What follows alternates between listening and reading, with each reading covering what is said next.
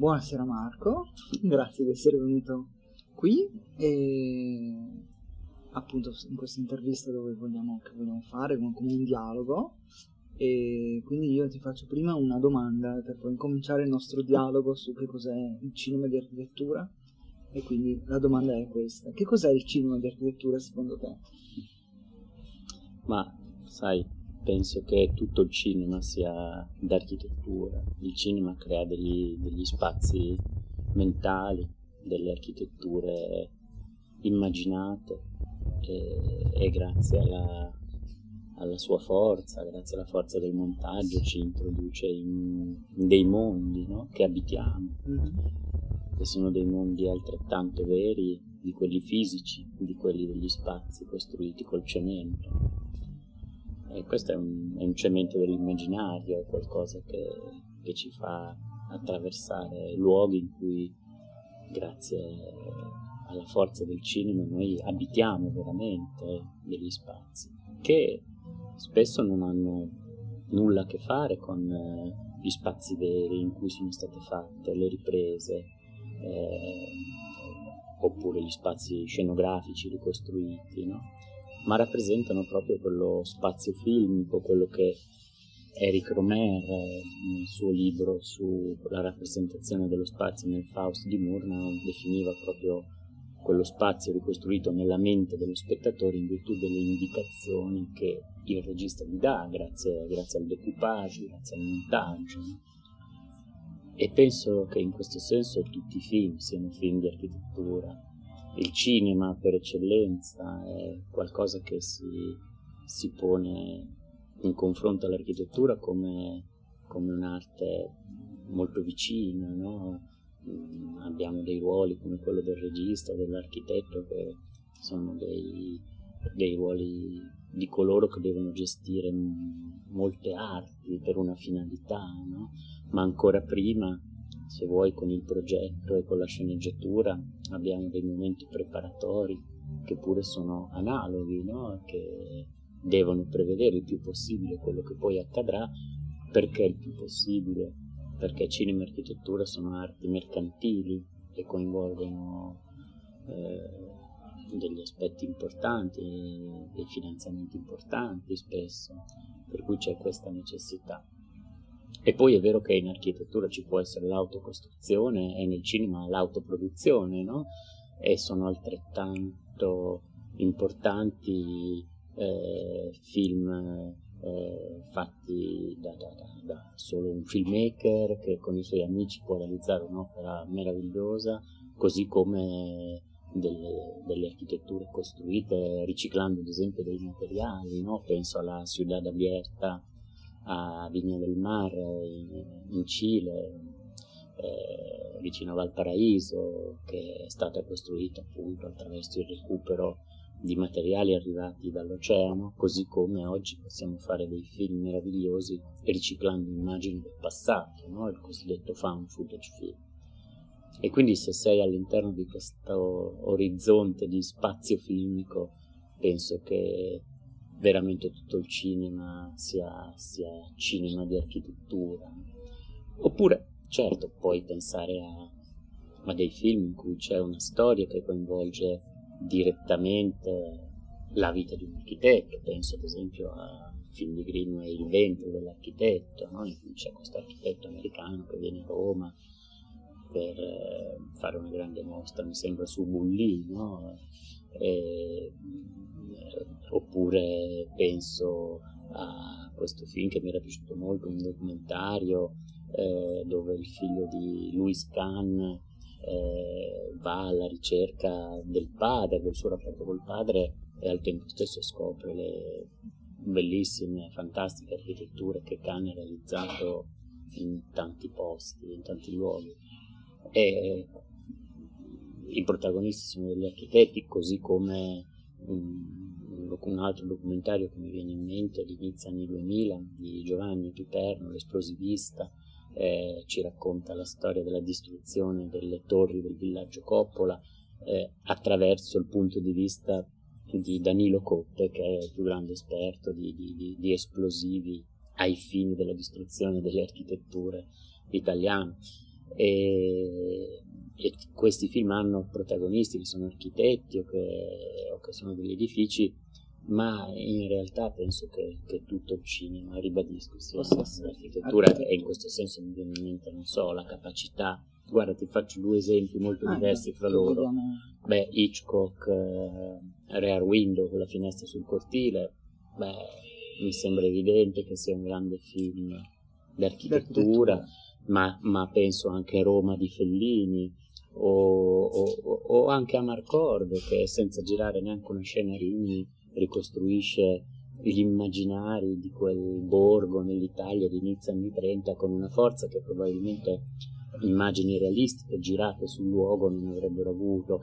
E quindi in questo senso è molto importante il processo creativo dell'autore, del regista, nel costruire delle nuove architetture, che sono architetture mentali, che sono spazi immaginari, che sono luoghi della mente. Quindi l'architettura per te il cinema di architettura in realtà non racconta di un edificio, ma racconta di una situazione, di episodi o di allora, il cinema un rapporto sociale e antropologico, no? del luogo. Il cinema è architettura della mente. Esatto. Io la metterei così. Dopodiché c'è un'altra possibilità, che è quella che forse normalmente si intende e che riguarda invece, se vuoi, più un orizzonte documentario tradizionale, che racconta vicende di un edificio o di un architetto, oppure che viene utilizzato dagli architetti, dagli urbanisti stessi per raccontare i loro progetti, no? Allora è un orizzonte, diciamo, prettamente didattico, a volte può sfociare nel promozionale, no? Nell'autopromozionale, e comunque è un orizzonte importante che forse è un po' più limitato, no? L'idea del cinema come grande architetto è qualcosa che ci porta verso spazi mentali molto più vasti. Nella tua esperienza noi abbiamo visto un cinema grattacielo, dove appunto si racconta di questo grattacielo, ma di tutte le migliaia di vite che ci sono attorno, no? Come se fosse quasi un formicaio che è ricco di vita e quindi è un documentario, ovviamente è un documentario pensato, un documentario progettato, e trovi che il documentario o la fiction possano essere è più facile fare un documentario come il cinema di architettura piuttosto che fare una fiction, anche se in realtà mi hai già detto che Hitchcock poteva già essere un tema. Ma guarda, penso che non ci sia differenza.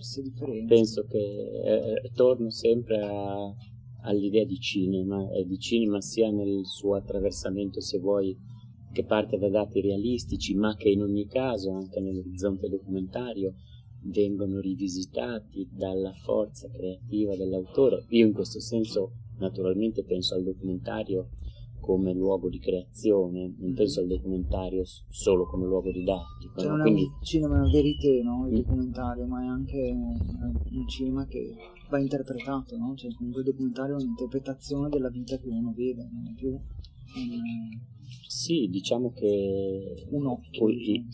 Diciamo che il documentario è quello che viene detto documentario di creazione, esatto. No? O anche non fiction film, è qualcosa che attraversa il mondo, ma non per restituirlo in termini semplicemente referenziali, quanto per offrirci il remoto, il sotterraneo, il nascosto, o uno sguardo diverso da ciò che il già saputo normalmente ci offre, no? E quindi in questa costruzione, ancora una volta, la capacità del regista o del produttore, insomma dei facitori del film, di attraversare spazi mentali diversi diventa fondamentale. E io penso che a volte il cinema di fiction è un cinema, diciamo, più protetto, nel senso che deve definire tutto prima, utilizza degli attori che sono pagati per quel ruolo, per un tot numero di pose, mentre il documentario a volte è un campo creativamente più interessante perché è più aperto, devi sapere attraversare strade che si aprono improvvisamente che non avevi previsto, e accoglierle oppure no, e questo ti porta verso dei momenti creativi potenti. Cioè, quasi come paragonarlo un po' al teatro di improvvisazione, no? Dove si improvvisa un po', Sì, se c'è sì. una traccia, un canovaccio e poi si Sì, parte sì. e viene fuori un po' una storia, viene quasi autoraccontata, no? E la differenza che ci può essere tra un cinema di architettura, diciamo, che indaga magari appunto come si vive in uno spazio, in un luogo o in una città, in un paesaggio, villaggio che sia, comporta forse una produzione maggiore di girato rispetto a un cinema di fiction, secondo te? O è una... Ma sai, questa è anche una deriva portata dalla facilità del girare col digitale, Esatto, no? Che sì. spesso si girano centinaia di Di ore. per E no, farne due. sì, diciamo che qui diventa importante avere un progetto preliminare per poi anche saperlo tradire, però quando inizi a girare dovresti avere le idee un po' chiare, insomma, altrimenti veramente sei soverchiato dalla quantità di materiale girato, no? E questo è un problema che riguarda però tutto il cinema documentario e la sua, diciamo, pseudo-esaltazione digitale che porta appunto verso un'incontrollabilità totale della messa in quadro, diciamo, ecco, e per cui dopo nella messa in serie, cioè nel montaggio, ti trovi davanti a grandi difficoltà, no? Non sai più bene come arginare la quantità di materiale.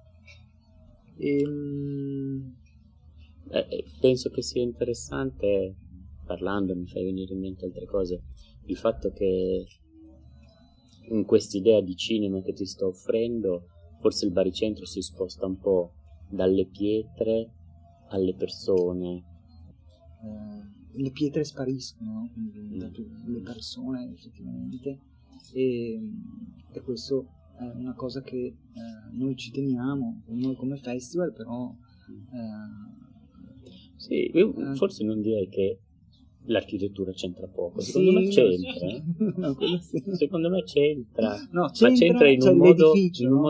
più Esatto, ampio, in esatto. un modo che non è solo la rappresentazione, la semplice rappresentazione Esatto. dell'architettura intesa in senso positivista, ecco, no? E determinista. Cioè, sì, esatto, un'architettura può avere anche risvolti magari negativi che vengono mostrati dal documentario, perché magari la gente che vive in quell'architettura percepisce delle situazioni difficili o lo spazio lo vive male, no? Perché può succedere questo, no? E ecco, secondo te tu come professore universitario, no? Che insegna cinema allo UAV Arti Visive, cosa cerchi di comunicare ai tuoi studenti nel fare poi il loro progetto, no? di cinema, perché abbiamo visto alcuni documentari che parlano delle persone, della città contemporaneamente, si mescolano le cose e diventano anche interessanti da quel punto di vista. E parlano di architettura, ma a volte potrebbe anche non esistere l'architettura e parlare solo delle persone, quindi un po' nella facoltà nell'università di architettura, il corso di arti visive come si pone, no? All'interno della produzione di elaborati progettuali. Sì. Guarda, a volte ho anche studenti di corsi di laurea in architettura, però è importante sapere che io non insegno agli architetti, esatto. Io insegno a coloro che vorrebbero essere degli artisti contemporanei e che quindi in qualche modo devono conoscere anche le immagini in movimento, no? E le possibilità offerte dal cinema sperimentale, dal cinema documentario.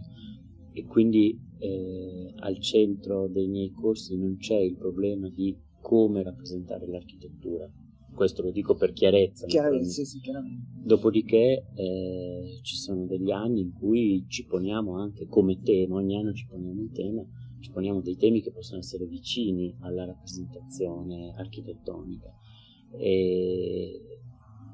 Ma Sempre un po' parafrasando quello che tu dicevi, dove in realtà l'architettura è tutto, cioè è tutto il nostro ambiente, perché effettivamente anche rappresentare una situazione che non è prettamente architettonica può determinare comunque un cinema di architettura.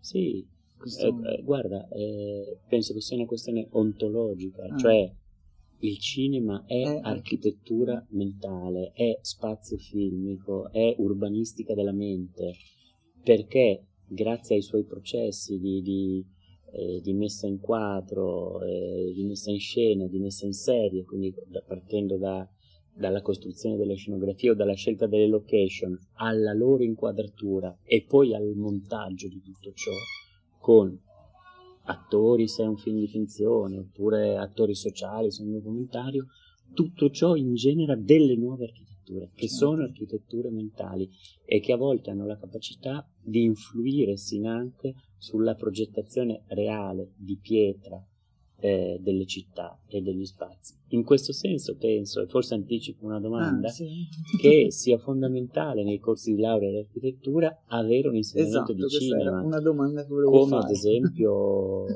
faceva, non so se fa ancora, Marco Müller all'Accademia di Architettura di Mendrisio, no?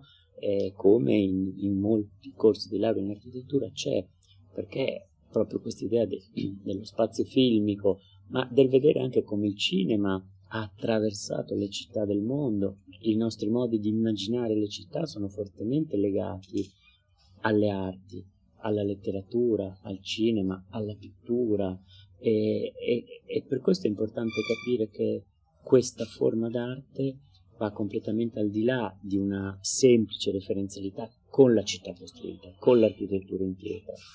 Ti faccio un esempio. Maria Corti, che è una celebre, una studiosa di letteratura, aveva fatto un saggio su la città come luogo mentale e aveva studiato ad esempio i modi di intendere Parigi durante il Medioevo, in cui Parigi era vista soprattutto da chi non c'era mai stato come un luogo di assoluta perdizione e perversione, no? Quindi era assolutamente condannata. Ecco, in questo senso possiamo dire che c'era proprio un'idea che io chiamerei architettura mentale, no? Di quel locus ben preciso, che non aveva nulla a che vedere con la città vera, la città in pietra. E questo era tanto più forte in chi non c'era mai stato addirittura, per cui il cinema nel Novecento si è innestato su questi aspetti e ha dato luogo a degli immaginari giganteschi che riguardano i paesaggi, le città, le architetture. Ti faccio un esempio molto semplice. A inizio del Novecento in Italia c'è un genere che osserviamo in tutti i primi palinsesti cinematografici, che è quello dei cosiddetti dal vero. I dal vero erano dei piccoli film di pochi minuti realizzati in tante città d'Italia, in tanti paesaggi, che ebbero una funzione determinante nel processo di unificazione nazionale, perché finalmente un abitante di Venezia poteva vedere Napoli, e soprattutto in paesi in cui ancora l'analfabetismo era così forte, il fatto che le immagini non necessitavano di didascalia o della parola consentiva proprio un processo di unificazione nazionale legato alla rappresentazione dei siti, delle città, dei paesaggi, con circa probabilmente 2000 titoli censiti e realizzati. Oggi ne sono sopravvissuti pochi, qualche centinaio, forse nemmeno, con titoli come Il campanile di Venezia, Palermo Monte Pellegrino, Torino Passeggiate artistiche, Rimini lo Stenda d'Italia, Salti e laghi del fiume Velino, e via via, no? Una costruzione immaginaria del paese che però ha cementificato realmente l'unificazione nazionale. Di più, attraverso questi film, in gran parte su città e su paesaggi, possiamo dire che è continuato il Grand Tour che nei secoli precedenti prevedeva una visita dal vivo, Goethe, Stendhal, eccetera, eccetera, il famoso viaggio di formazione, e che dal Novecento in poi, grazie a questi film, diventa, possiamo dire, virtuale, perché questi film erano venduti in tutta Europa ed erano oggetto di ammirazione, spesso colorati a mano, col pennellino. Ora, non erano film che nascevano deliberatamente con questa definizione, film di architettura, ma in realtà per me hanno costituito un corpus fondamentale per continuare a pensare l'Italia, i nostri giardini di pietra, le nostre specificità paesaggistiche, potentissimo, e non c'era una volontà precisa. Secondo me, quando c'è una volontà precisa di fare un film di architettura, siamo in quell'orizzonte di cui parlavamo prima, di architetti o urbanisti o pedagogisti, se vuoi, che vogliono deliberatamente raccontarci un progetto. Penso che sia un cinema importante, ma che a quel punto interessa soprattutto altri facitori del progetto, quindi soprattutto architetti e urbanisti. Chiaro, sì. Mentre sì, diciamo che il cinema di architettura, inteso un po' come tu ci hai raccontato, un po' come lo intendiamo noi con il nostro festival, è quello in realtà di non andare a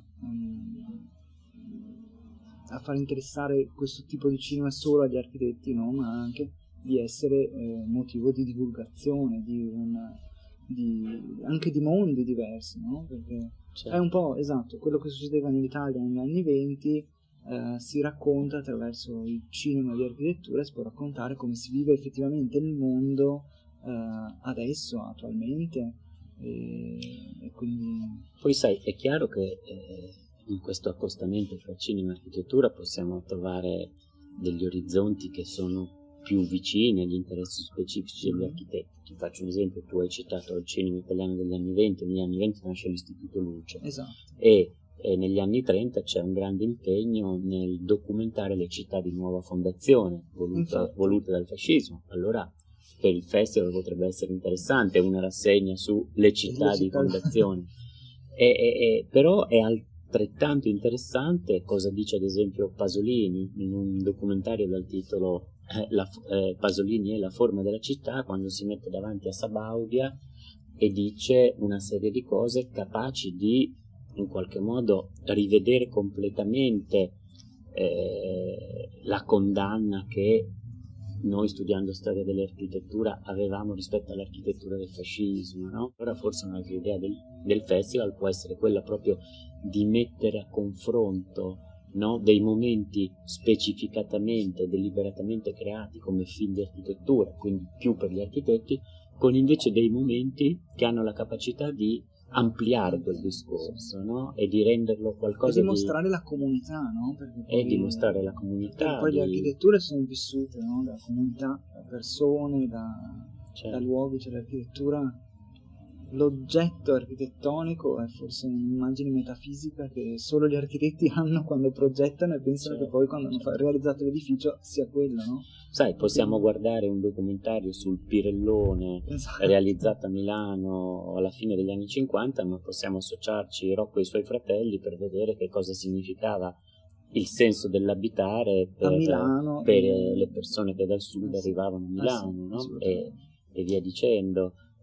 Per me non c'è film più interessante che mi racconti Roma di Fellini, che pure è una specie di mockumentary, di finto documentario, però la sua capacità di raccontarci dal sottosuolo quella scena meravigliosa in cui gli affreschi dell'antica Roma scompaiono perché la grande talpa che sta costruendo la metropolitana ha fatto entrare l'aria contemporanea che dissolve gli affreschi, così come invece lui che visita la città e ne scopre degli aspetti, la festa dei Noantri, no? A Santa Maria in Trastevere e via dicendo. Ma per me quello è un film su Roma che forse nessun architetto ha mai fatto, no? Quindi è per questo che dico che il cinema è architettura e quindi per le sue capacità ha la possibilità di mostrarci l'abitare, il suo senso più profondo, quello che appunto un grande poeta definiva come poeticamente abita l'uomo. Ecco, il cinema in quanto arte ci fa vedere come poeticamente abita l'uomo. Sì. Ti farò un'ultima domanda che in realtà riguarda appunto il cinema e l'architettura all'interno delle scuole di architettura, e appunto in una intervista che abbiamo fatto sempre quest'anno con una produttrice cinematografica francese, la domanda è stata pensi che sia importante il cinema di architettura all'interno il cinema all'interno delle facoltà di architettura, e la risposta è stata perché non c'è già. una cosa che è molto distante da quello che succede in Italia, in realtà, perché io vedendo nelle facoltà di architettura non esiste un rapporto di cinema diretto, quindi quanto incide secondo te quanto può incidere anzi secondo te il fatto di avere un corso di cinema che costringa gli architetti a ripensare al progetto che loro hanno ideato? Guarda, c'è un problema storiografico e che riguarda il fatto che l'architettura o anche la pittura, diciamo le arti non cinematografiche, sono delle arti consolidate e quindi sono da sempre all'interno dell'università, mentre il cinema arriva nell'università italiana nel 1960 a Pisa. È Carlo Ludovico Radianti, uno storico dell'arte, che chiede a Chiarini, che aveva diretto il Centro Sperimentale di Cinematografia, di venire a fare un corso al Dipartimento di Storia dell'Arte di Pisa, con molti docenti contrari, perché si riteneva che il cinema non fosse degno. Questa cosa vale ancora oggi, te lo dico personalmente, ti dico che un anno, non ti dico in quale ateneo, volevo tenere un corso dal titolo Archeologia del cinema, che per i miei studi, per quello che avevo visto anche in giro per il mondo, aveva molto senso, ma gli archeologi insorsero come se fosse sacrilego chiamare archeologia del cinema un corso sugli strumenti precinematografici, le lanterne magiche, le scatole ottiche, eccetera, eccetera. Ma questa cosa vale ancora per il cinema, quindi penso che ci sia un partito preso negativo contro il cinema che è ancora debolmente storicizzato all'interno dell'Accademia Italiana. Questo spiega molte cose. Detto questo, ci sono però degli atenei in cui questa cosa è superata. Ad esempio, mi sembra che a Roma 3 ci sia addirittura un dottorato che mette insieme cinema e architettura. Allo UAV ci sono 3 docenti di cinema attualmente. Siamo più sui corsi di arti visive, però sono frequentati anche da architetti che vogliono. Quindi io spero che questo, diciamo, discredito rispetto al cinema stia passando, perché sono davvero convinto che possa servire agli architetti avere un'idea della storia del cinema, ma soprattutto delle possibilità di immaginare lo spazio che il cinema ti offre. Mentre dicevi, pensavo al cinema, no? Che nasce come la fotografia in movimento, no? Cioè nasce per mostrare le immagini in movimento, perché ci sono stati dal 1839, sappiamo, nasce la fotografia con i fratellini Epps, Daguerre e poi Talbot, eccetera, e poi si arriva ai Lumière nel 99 che fanno il primo film, no? Le prime immagini fotografiche in movimento. Questa è un po' la storia facile, in realtà non è così. Certo, no, questa è la storia facile, banale, diciamo così, no? Però pensavo, i cinesi in realtà facevano le ombre, no? Per cui facevano già una rappresentazione di un racconto che era fatta di immagini in movimento, per cui era la luce e le ombre, no? Che si muovevano. Quindi il cinema in realtà avrebbe una storia antichissima. Se si parte dai cinesi con questo tema, per cui quando dice effettivamente noi stiamo arrivando a un punto in cui il cinema viene riconosciuto anche all'università con grande fatica, mi stupisce in realtà che succeda questo ancora, perché effettivamente esiste da sempre, no? E quindi la domanda potrebbe essere questa, che potrebbe quanto è difficile immaginare, perché poi è una questione di immaginazione anche per le persone, quanto è difficile immaginare una rappresentazione del movimento rispetto alla rappresentazione di un soggetto statico. Guarda, mi fai venire in mente quando io feci architettura che si usavano ancora i trasferibili. Esatto. Si usavano i trasferibili per dare un'idea di animazione. Allora facevi il tuo bel progetto sui lucidi, no? Poi facevi le eliocopie, ecco, in mezzo mettevi un po' di umanità, alcuni alberi, no? Ecco, io penso che questo spieghi, questo desiderio di animare il progetto statico di architettura, spieghi il grande interesse che gli architetti hanno per il cinema, perché è come se vedessero animarsi il progetto che normalmente resta statico. Adesso è chiaro che con il digitale, con i nuovi programmi, è molto più facile, no? Questo tentativo di vederlo con la vita dentro, no? Ma il cinema offre all'architetto proprio questo, una specie di illuminazione sulle possibilità progettuali legate alla vita. E penso che sia molto importante questo. Per quanto riguarda la lunga storia, ti dico che già con la lanterna magica era possibile realizzare decine di movimenti diversi, e questo è fantastico quando uno ci si avvicina, ad esempio mettendo 2 lanterne magiche una sopra l'altra, eliminando la luce di una e portando la luce dell'altra, ottieni l'effetto di dissolvenza incrociata. Naturalmente la proiezione deve essere nello stesso spazio, no? Oppure c'erano dei vetrini che con delle ghiere rotanti ti potevano dare idea della neve che cade, della pioggia che cade, oppure c'erano delle sovrapposizioni con dei tiranti, insomma alla fine si potevano realizzare circa 40 tipi di movimento diverso. Questo per dirti che il tentativo dell'uomo, fin dalle grotte naturalmente, di Lescaut, eccetera, eccetera, di dinamizzare l'esperienza visiva così come avviene, no? È antichissimo e c'è sempre stato naturalmente. Se vuoi in un duplice modo, uno è quello di rappresentare tutto ciò nel modo più realistico possibile, e quindi la fotografia come illusione della realtà, no? È proprio così, è proprio vero, sappiamo che non è così, ma questo tentativo assoluto, per cui appunto per Baudelaire chi faceva fotografia era un semplice copista della realtà, per lui era qualcosa che non inseriva nessun elemento di immaginario. Questo è un percorso. L'altro percorso invece che è quello se vuoi magico visionario, cioè di reinventare il mondo, oppure di dare la possibilità al mondo sommesso, al mondo mentale, al mondo degli incubi, al mondo dei desideri, delle passioni, di essere rappresentato. Entrambe queste modalità hanno un punto di congiunzione nel cinema, che al tempo stesso è un'arte realistica, ma è anche un'arte di costruzione dell'immaginario, dei desideri, no?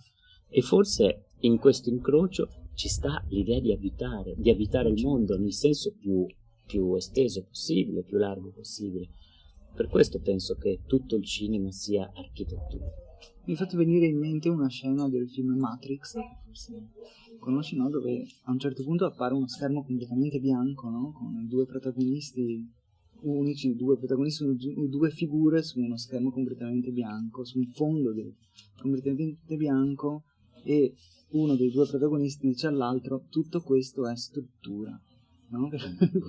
È bello pensare che in quel momento il regista, in quel caso del film, ma anche il regista in realtà del cinema, dell'architettura, del cinema dell'architettura, ha un foglio bianco dove è la struttura di tutto il suo pensiero, no? Quindi il nichilismo che diventa immagine, cioè, ecco, questo mi ha fatto pensare a quello che stavi dicendo, no? Come a queste immagini qui del film di Matrix. Vabbè, è uno dei miei film preferiti. Non so, io penso che se facciamo un elenco dei grandi autori della storia del cinema, appunto, prima abbiamo citato Hitchcock, Fellini, Kubrick, ognuno è stato capace di immaginarsi dei modi diversi di rappresentare lo spazio, di rappresentare l'architettura. Pensa appunto alla capacità di Kubrick di farlo, no? Pensa Antonioni stesso, no? Con i suoi film, e quindi per questo dico che ognuno di questi autori è in grado di suggestionare in maniera molto forte il pensiero dell'architetto, del progettista, e per questo è importante, tornando alla tua domanda, che gli studenti di architettura possano vedersi molti film e studiare cinema. Assolutamente. L'ultima cosa è la realtà virtuale. È nata ancora un po' di anni fa, in realtà adesso sta avendo uno sviluppo molto forte, e esiste anche il festival del cinema del cinema virtuale, no? Della realtà virtuale. secondo te può essere un mezzo con cui gli architetti possono pensare di rappresentare il proprio progetto e quindi rappresentare la propria visione dell'architettura e del mondo attraverso la realtà virtuale o la realtà aumentata, che sono un'applicazione altra? Penso di sì, penso che sia un altro dispositivo capace di offrirci ulteriori sollecitazioni, ulteriori spazi mentali, anche se forse la virtual reality è ancora nel tentativo di trovare, diciamo, delle specificità e un linguaggio proprio che vada al di là della rappresentazione di una storia narrativamente intesa, come fa certo cinema o come faceva la letteratura, no? Prima. E quindi questa potenzialità nell'immergerci in uno spazio virtuale, forse in questi anni si sta cercando di capire come indagarla profondamente grazie alla VR, no? Sì. È un po' come quando nasce il cinema, i Lumière non chiamavano film le loro pellicole, le chiamavano vedute, le vues Lumière, rifacendosi appunto al modello vedutista precedente, che era un modello che riguardava la pittura e la fotografia, no? E penso che stia succedendo un po' la stessa cosa con la VR. Nasce come possibilità di allargamento delle potenzialità del cinema, di immersione nello spazio, e sta cercando in questi anni di trovare una sua specificità molto forte. E secondo te potrebbe cambiare l'aspetto dello spettatore in questo caso, no? Colui che fruisce, no, del cinema, che con la VR andrebbe a immergersi in un luogo e diventerebbe quasi protagonista delle immagini che vengono proiettate, no? Quindi non è più osservatore, succede un po' anche con il cinema 3D, no? Però non è più osservatore distaccato, no? È osservatore immerso, no? Quindi potrebbe essere che anche quello va a comportare un cambiamento epocale di cinema e di cinema di architettura. Sicuramente, diciamo che ci sono... Di cinema in genere. Sì. Diciamo che ci sono dei settori molto funzionali che stanno cercando di sperimentare molto su ciò, l'aviazione, l'aeronautica, il sistema militare, il sistema medicale, no? Perché sono delle funzionalità che grazie appunto alla realtà virtuale possono trovare degli usi e degli obiettivi molto, molto utili, no?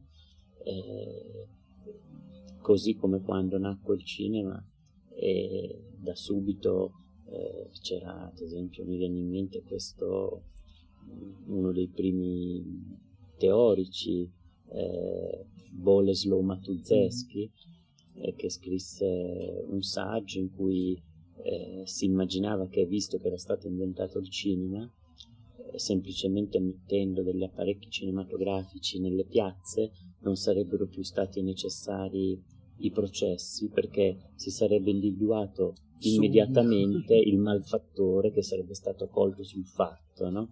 Così come riprendendo il più grande direttore d'orchestra del mondo e mostrando lo stesso film a tutti gli altri direttori d'orchestra, tutti sarebbero diventati bravi come il primo, e via dicendo. Quindi questa idea fortemente appunto meccanicistica, positivista, no? Della riproduzione cinematografica. Siamo sempre lì, no? C'è una dimensione, diciamo, legata a una presunta oggettività, e invece c'è un'altra dimensione che forse parte da questa presunta oggettività per rilanciare su quei territori più scivolosi, più ibridi, ma per me più interessanti, che sono quelli dell'immaginario, sono quelli più sotterranei dei desideri, sono quelli più difficili che non sono rappresentati dall'evoluzione della tecnologia, no? Esatto, come quando nacquero i video inizio anni 70, no?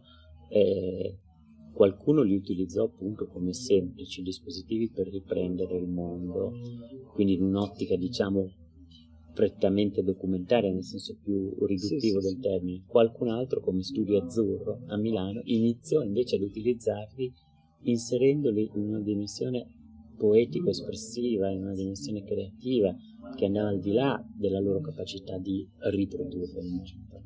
E penso che bisogna sempre pensare a questo, no? Che questi dispositivi le loro capacità vanno al di là delle consegne e delle indicazioni sull'utilizzo, altrimenti restano degli elettrodomestici. Certo, chiaramente. Sì, quindi lo studente, tornando all'università, quindi lo studente viene edotto sulla poesia e sull'arte della rappresentazione piuttosto che sulla tecnologia, no? Che ha a disposizione. Guarda, non voglio sottrarre importanza agli insegnamenti tecnici, assolutamente sono fondamentali, ma diciamo quelli sono la base e si possono imparare. Poi il salto si fa quando si entra nel mondo delle idee, no? E della creazione. Va bene. Bene. Ottimo. Grazie. Grazie a te Grazie per questa chiacchierata, mi ha fatto molto piacere.